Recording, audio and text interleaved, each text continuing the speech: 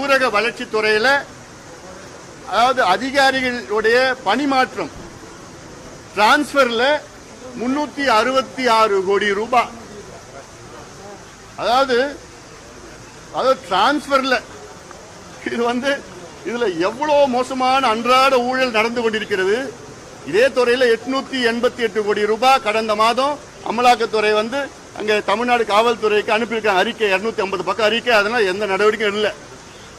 இந்த அரசு மோசமான இதுவரைக்கும் தமிழ்நாட்டு வரலாற்றில் இப்படி ஒரு மோசடி அரசு ஊழல் ஆட்சியை நம்ம இதுவரைக்கும் பார்த்தது கிடையாது. அதனால் இந்த ஆட்சியை தூக்கி எறிய மக்கள் தயார் நிலையில் இருக்கின்றார்கள். இப்போ எங்கள் கூட்டணி மெகா கூட்டணி இன்னும் பல கட்சியில் வர இருக்கிறது.